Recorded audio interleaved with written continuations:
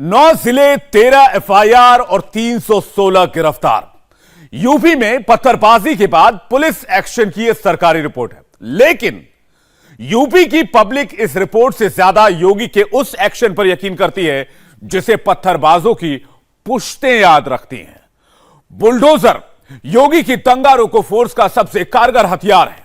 Bulldozer आज भी चला, मंगलवार को भी चलेगा। सवाल दूसरे राज्यों के मुख्यमंत्रियों से है। पत्थर तो 6 राज्यों में चले, मगर बुलडोजर बस यूपी में क्यों चलता है? बच्चों से पत्थरबाजी कराने वाले मॉड्यूल का पर्दाफाश यूपी में हो रहा है। बंगाल, झारखंड में ऐसा क्यों नहीं हो रहा? जुमे के रोज पत्थरबाजी के पीछे की इनसाइड स्टोरी क्या है? देखिए स्पेशल रिपोर्ट।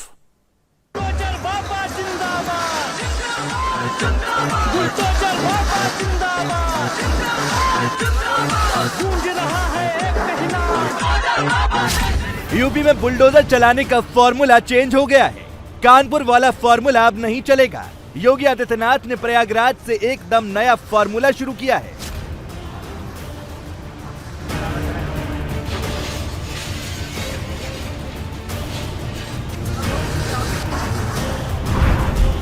जहां पत्थर वहां बुलडोजर। डिले नहीं, क्विक एक्शन। बुलडोजर कानपुर में भी चले, पत्थरबाजों के घर कानपुर में भी गिराए गए।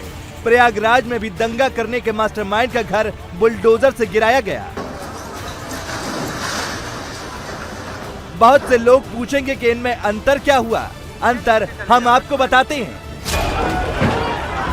कानपुर में 3 जून को जुमे की नमाज के बाद पत्थरबाजी हुई। पत्थरबाज 24 घंटे के अंदर पहचान लिए। शहर में पोस्टर लगा दिए गए। गिरफ्तारियां भी उसी दिन से शुरू हो गईं, लेकिन बुलडोजर चलाने में 8 दिन लग गए।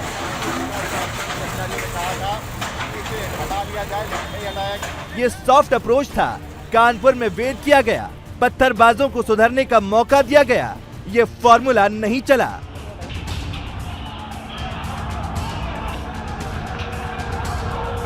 फ्राइडे दोबारा पत्थरबाजी हुई तो प्रयागराज से योगी ने अपना फॉर्मूला ऑन कर दिया।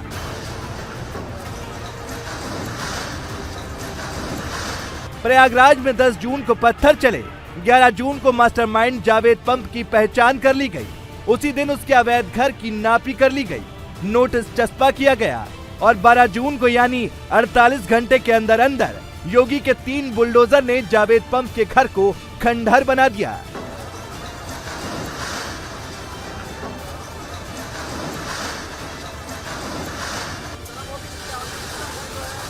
इंडिया टीवी के 2 रिपोर्टर मोनिका अरोड़ा और पवन नारा प्रयागराज के ग्राउंड जीरो पर मौजूद रहे। जावेद मोहम्मद के घर को गिराने की कार्रवाई शुरू हुई थी, वो लगभग अंतिम पड़ाव पर है। पूरा मकान ध्वस्त हो चुका है। कोशिश ये है कि इसका मलबा मुख्य सड़क पर ना गिरे, अंदर की तरफ गिरे, लेकिन इसी तरीके से ये मकान पूरे तरीके से ध्वस्त कर दिया गया है। 25 बाई 66 का ये मकान था, जो अपने अंतिम चरण में ये ध्वस्तीकरण की कार्रवाई है। बुलडोजर लगातार एक्शन में है और योगी आदित्यनाथ लगातार कहते रहे हैं जो पत्थर चलाएगा उसका घर गिराया जाएगा, और उसका परिणाम आप देख रहे हैं। मेरे पीछे आप जिस घर का मलबा देख रहे हैं, कुछ घंटों पहले ये जावेद मोहम्मद उर्फ जावेद पंप का घर था और अब इसे पूरी तरह जमींदोज कर दिया गया है। सिर्फ और सिर्फ इस घर का मलबा बाकी रह गया है। दरअसल आज सुबह कल ही एक पोस्टर इनके घर पर चिपका दिया गया था पीडीए के द्वारा, जिसमें ये कहा गया था कि इस घर को खाली कर दिया जाए 11 बजे तक, उसके बाद इसके ध्वस्तीकरण की कार्रवाई होगी। क्योंकि यहाँ पर पीडीए का कहना था कि इस घर को बिना नक्शा पास किए हुए बनवाया गया है। और इसके अलावा जावेद मोहम्मद का नाम जो 2 दिन पहले दंगे हुए थे उसमें भी सामने आया था। और अभी आपको बताएं कि सुबह से ये कार्रवाई चल रही थी। लगभग 12:30 बजे ये कार्रवाई शुरू हुई। पहले 2 बुलडोजर के साथ ये कार्रवाई शुरू हुई, उसके बाद बड़ी जेसीबी मशीन को बुलाया गया, जिसके साथ इस पूरे घर को जमींदोज कर दिया गया। घर का सारा सामान पहले निकाल लिया गया था, भारी पुलिस फोर्स की तैनाती की गई थी और अब वो बुलडोजर से ध्वस्त करने का काम पूरा हो चुका है। योगी आदित्यनाथ ने प्रयागराज में कानपुर की तरह वेट नहीं किया। पत्थरबाजी करने वालों और पत्थरबाजी कराने वालों को योगी ने दोबारा गलती करने का मौका नहीं दिया। नेक्स्ट फ्राइडे आने से पहले ही योगी ने एक्शन ले लिया। यूपी के सहारनपुर में भी प्रयागराज की तरह ही बुलडोजर वाले बाबा का एक्शन हुआ।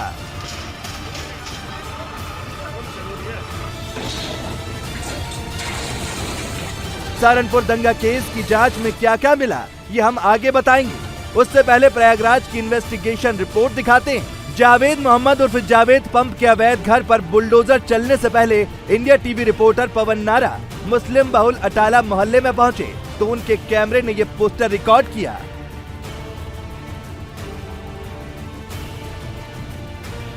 अटाला में हुई हिंसा अचानक हुई हिंसा नहीं थी और उसकी गवाही अब इन पोस्टर के जरिए मिल रही है। इसमें लिखा है, लबैक या रसूल अल्लाह सल्लल्लाहु अलैहि वसल्लम, नबी की शान में गुस्ताखी हो और हम जिंदा रहें। अब या तो गुस्ताख रसूल रहेंगे या हम। तहरीक फरोग इस्लाम, नब्ज अमर उजाला प्रेस, सेमल खेड़ा, सिविल लाइंस बरेली का ये पोस्टर है। ब्रांच ऑफिस का फोन नंबर लिखा गया है, B10 स्ट्रीट नंबर 18, जाकिर नगर, ओखला, दिल्ली। कॉन्टैक्ट नंबर दिया गया है। ये दिल्ली का एड्रेस है। तो इस तरह के पोस्टर इस इलाके में लगे थे जो लोगों को भड़काने का काम कर रहे थे। उनमें से एक पोस्टर अभी भी दीवार पर चस्पा हुआ है। दिलचस्प बात यह है कि संस्था ऑर्गेनाइजेशन की पोस्टर बरेली का और लगा इस वक्त इलाहाबाद या कहें कि प्रयागराज के इस बाजार में है जहां हिंसा हुई। तो कहा जा सकता है कि इस हिंसा को भड़काने के लिए पैन इंडिया नेटवर्क काम कर रहा था। बाकायदा पोस्टर लगवाए जा रहे थे। इस पोस्टर में तो संस्था का नाम है, लेकिन कई ऐसे पोस्टर भी थे जिनमें 10 जून के बंद का आह्वान था, लेकिन संस्था का नाम नहीं था। सोचिए, दिल्ली का ऑर्गेनाइजेशन, बरेली का प्रिंटिंग प्रेस और प्रयागराज के मुस्लिम मोहल्ले में लगे पोस्टर। योगी के खिलाफ फ्राइडे प्रोटेस्ट ऑर्गेनाइज था। दंगा प्री प्लान किया गया। पोस्टर से लेकर व्हाट्सएप ग्रुप तक मल्टी लेवल पर तैयारी की गई। सरकार को सड़क पर ताकत दिखाने की कोशिश की गई। इलाहाबाद में जावेद मोहम्मद उर्फ जावेद पंप मेन ऑर्गेनाइजर था। एक छोटी पार्टी का बड़ा नेता जावेद पंप ने फ्राइडे प्रोटेस्ट में बच्चों को उतारा, उनके हाथों में पत्थर थमा दिए। जावेद पंप ने बच्चों को मोहरा बनाया। क्या वो खुद किसी का मोहरा था? जावेद अहमद उर्फ जावेद पंप, इनको हिरासत में लेकर पूछताछ की जाएगी। गिरफ्तारी एक लिखा पढ़ी की प्रक्रिया है, उसके बारे में आपको अवगत करा दिया जाएगा। ये व्यक्ति प्रयागराज का है, करेली क्षेत्र का निवासी है। ये तमाम मीटिंग्स में भी शामिल रहता है, वहाँ चिकनी चुपड़ी बातें करता है। इसके किसी से कनेक्शन सर? और उसके बाद इसके मोबाइल में बहुत सारी चीज़ें मिली हैं। ये तमाम चीज़ों को प्रोपेगेट करने का काम करता रहा है। प्रयागराज में जब से बुलडोजर चला है तब से सोशल मीडिया पर आफरीन फातिमा का नाम ट्रेंड कराया जा रहा है। आफरीन फातिमा को छात्र नेता, युवा नेता, सेकुलर नेता और पता नहीं क्या क्या बताकर इनजस्टिस वाला नैरेटिव फैलाया जा रहा है। योगी के विरोधी ये बता रहे हैं कि प्रयागराज में आफरीन फातिमा के पिता जावेद पंप का घर इसलिए तोड़ा गया क्योंकि आफरीन फातिमा मोदी और योगी की नीतियों का विरोध करती हैं। आफरीन फातिमा के पुराने वीडियो दिखाकर उनको नई पोस्टर गर्ल बनाया जा रहा है। इन वीडियो को देखेंगे तो भी आफरीन के बारे में बहुत कुछ जान पाएंगे। होमोफोबिक और एंटी मुस्लिम लोग हैं जो मुस्लिम यूनिवर्सिटीज में घुसकर मुस्लिम स्टूडेंट्स को मारते हैं, पीटते हैं, हमको डराने की कोशिश करते हैं, इस उम्मीद में कि हो सकता है हम कल एहतजाज में नहीं निकलेंगे बाहर। तो ये बता देना चाहते हैं इन सभी लोगों को कि अगर आपको लगता है कि आप हमको मार पीट कर, हम पर सेडिशन UAPA लगाकर, हमारा मीडिया ट्रायल कर हमको डरा देंगे, तो ऐसा नहीं है। हम रोज निकलेंगे बाहर और अपनी आवाज बुलंद करेंगे। प्रयागराज पत्थरबाजी केस में आफरीन फातिमा का नाम योगी के विरोधी लेकर आए हैं। पुलिस प्रशासन ने तो आफरीन के पिता का घर इसलिए तोड़ा है क्योंकि वो बिना नक्शा पास कराए बनाया गया था। प्रयागराज में बुलडोजर चला तो ओवैसी की पार्टी के कैंडिडेट का पर्चा भी मिला। जावेद पंप पर दंगा कराने का केस जब चलेगा तब चलेगा। कोर्ट सबूत और गवाह की बात सुनकर वकील और दलील देखकर सजा देगा। अभी तो प्रशासन ने वो एक्शन लिया है जो उसके अख्तियार में है। जो अवैध मकान में रहेंगे और पत्थर भी चलाएंगे तो ये याद रखना होगा कि पत्थर चलेंगे तो बुलडोजर भी आएंगे। मंगलवार को नगर निगम द्वारा इस क्षेत्र में अतिक्रमण हटाओ अभियान चलाया जाएगा। आप सभी लोगों से अनुरोध है, सभी भाइयों से, सभी दुकानदार भाइयों से अनुरोध है कि मंगलवार से पहले स्वयं ही अच्छे नागरिक का परिचय दे और स्वयं ही अपने अतिक्रमण को हटा ले और यातायात व्यवस्था में भी एक अच्छे नागरिक की भूमिका निभाए। धन्यवाद। ये मुरादाबाद की तस्वीरें हैं, यहाँ मुनादी हो रही है। शुक्रवार को जहां पत्थर चले थे वहीं पर मंगलवार को बुलडोजर चलेगा। बुलडोजर आकर खड़ा हो गया है, पुलिस भी पहुंच गई है। मंगलवार का इंतजार हो रहा है। बुलडोजर चलेगा, अवैध कब्जा हटेगा, ये 100% तय हो चुका है। मुरादाबाद से 200 किलोमीटर दूर सहारनपुर में एक्शन ऑलरेडी स्टार्ट है। सहारनपुर की पुलिस ने फ्राइडे की जुमे की नमाज के बाद हुई हिंसा का मिनट टू मिनट डिटेल जुटा लिया है। पत्थरबाजी कराने वाला और पोस्टर छपवाने वाला सब गिरफ्तार कर लिए गए हैं। सहारनपुर में भड़काऊ पोस्टर इसी शमशेर की प्रिंटिंग प्रेस में छपे थे। भड़काऊ पोस्टर छपवाने का काम सलमान और वसीम ने किया था। सलमान को पहले ही गिरफ्तार किया जा चुका है। अब उसका साथी वसीम भी सलाखों के पीछे पहुंचा दिया गया है। पोस्टर छपवाने के लिए मुजम्मिल गया था। मुजम्मिल ने 50 पर्चे छापने के लिए 550 रुपए में सौदा किया था और पोस्टर छापने का काम शमशेर के पार्टनर शहजाद ने किया था। सोचिए, सुबह 10 बजे पोस्टर छपे और दोपहर के 2 बजते सहारनपुर में पत्थरबाजी शुरू हो गई। जुमे के रोज सहारनपुर में कैसे भड़काऊ पोस्टर लगाए गए उसका वीडियो भी मौजूद है। मरून कुर्ते में दिख रहा यही वो सलमान है जो शहर में घूम घूम कर पोस्टर लगा रहा था। 2 साथियों के साथ मिलकर उसने कई जगह पोस्टर को सड़क पर भी लगा दिया था।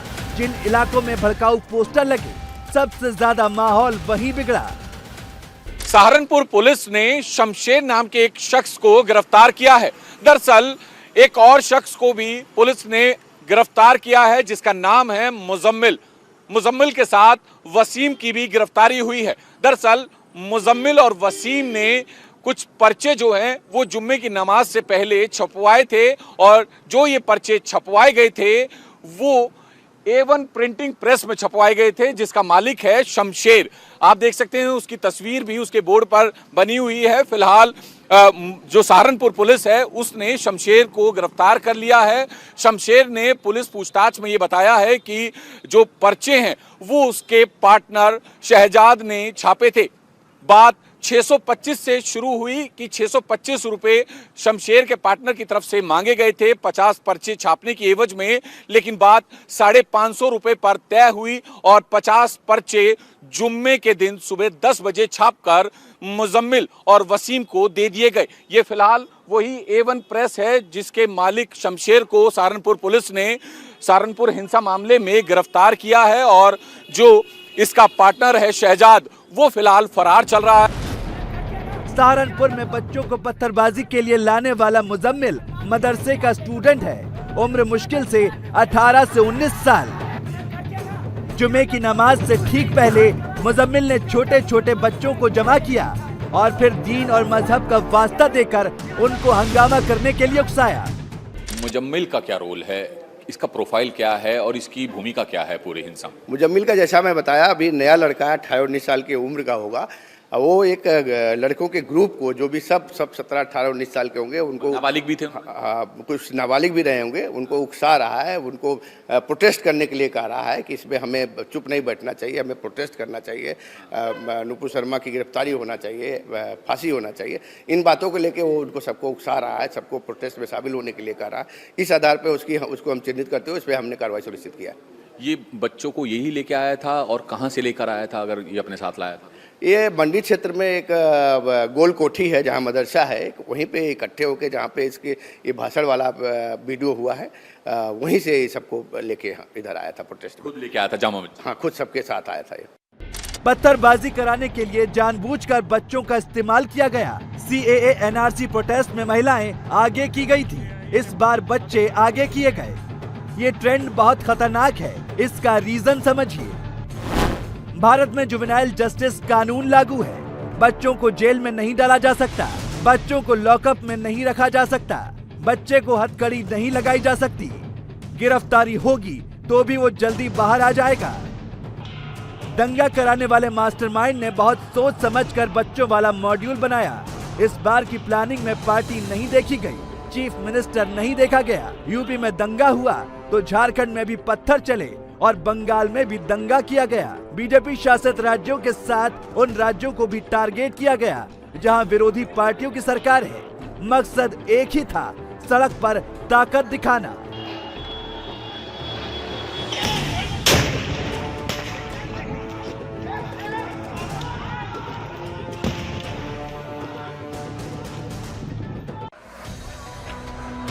झारखंड के रांची में तो सारी हदें तोड़ दी गई।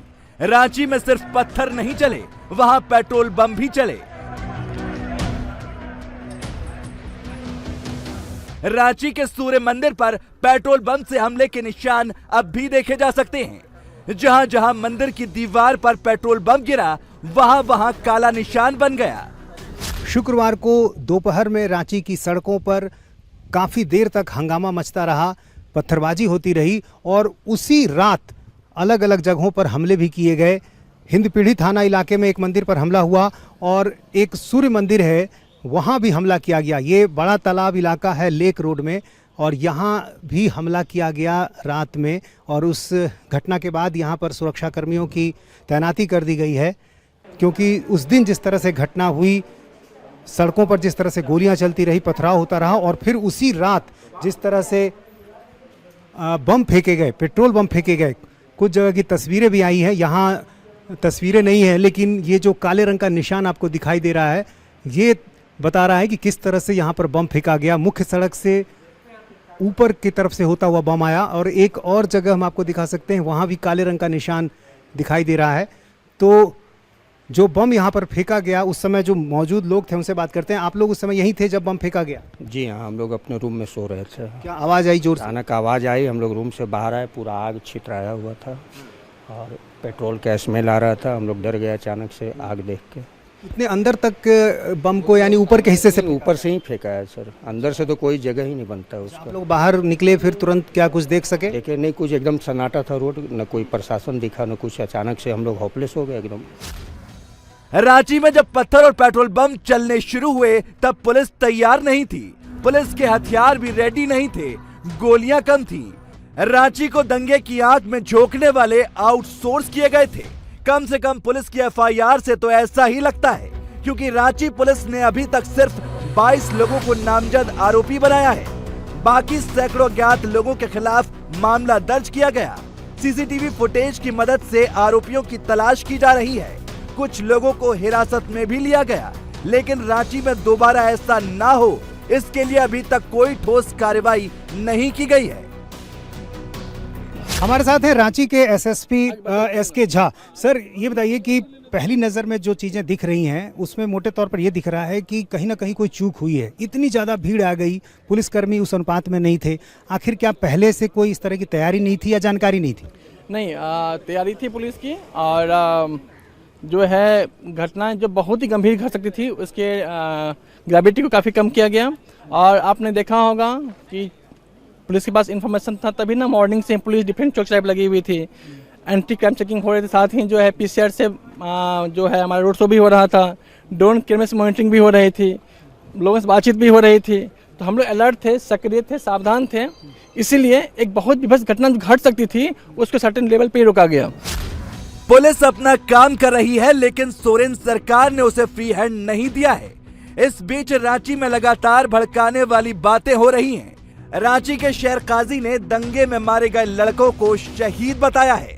सबसे बड़ी बात यह है कि भाई हमें जाने की इजाजत मिले तब ना आप जो ये बात उठा रहे हैं। अभी तो कर्फ्यू का माहौल है, ठीक है, तो अभी हम जा नहीं रहे हैं, हम शहर में है नहीं उस तरफ में। ये तो आप कह सकते हैं ना कि जो हुआ वो गलत हुआ, ये ऐसा नहीं होना चाहिए। मंदिर पर हमला करने की क्या जरूरत थी? मंदिर या मस्जिद, किसी पे हमला किसी को नहीं करना चाहिए, ठीक है। मंदिर या मस्जिद, किसी पे किसी को हमला नहीं करना चाहिए। और दूसरी सबसे बड़ी चीज, ये माहौल खराब हुआ कहां से है, ये भी जानने की आपको जरूरत है कि किस मस्जिद को पहले टारगेट किया गया या किस मंदिर को टारगेट किया, जो अब ऐसा माहौल बन रहा है, ये जानने की ज्यादा जरूरी है। वो आप बेहतर समझ सकते हैं, आप क्योंकि हमसे ज्यादा जानते हैं। पश्चिम बंगाल में ममता बनर्जी या तो हालात संभाल नहीं पा रही या संभालना नहीं चाहती।